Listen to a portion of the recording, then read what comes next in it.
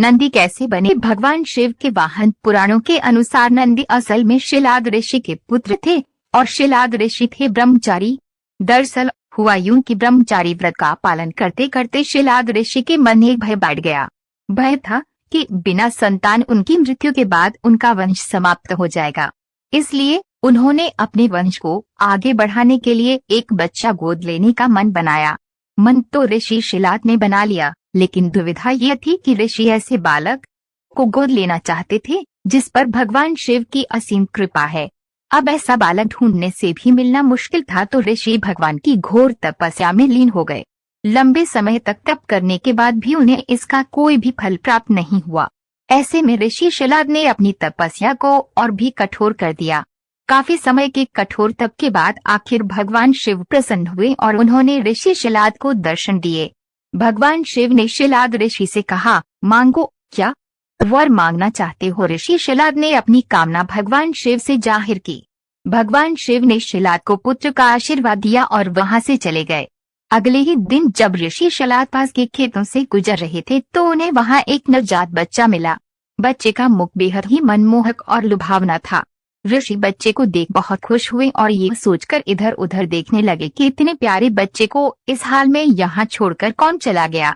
तभी भगवान शिव की आवाज आई और उन्होंने कहा, शिलाद यही है तुम्हारा पुत्र।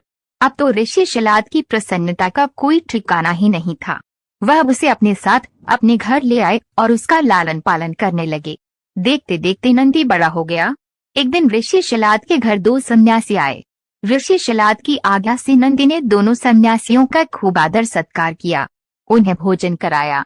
ऋषि शिलाद के घर मिले इस सेवा भाव से दोनों सन्यासी अत्यधिक प्रसन्न हुए। उन्होंने ऋषि शिलाद को दीर्घायु का आशीर्वाद दिया, लेकिन नंदी जिसने उनकी इतनी मन से सेवा की थी उसके लिए एक शब्द भी नहीं कहा।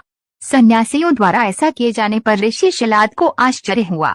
अपनी जिज्ञासा को शांत करने के लिए शिलाद ने सन्यासियों से ऐसा करने के पीछे की वजह पूछी।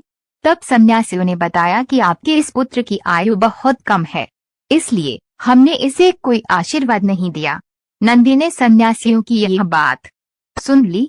नंदी ने अपने पिता से कहा, आपने मुझे स्वयं भगवान शिव के आशीर्वाद से पाया है, तो मेरे इस जीवन की रक्षा भी भगवान शिव ही करेंगे।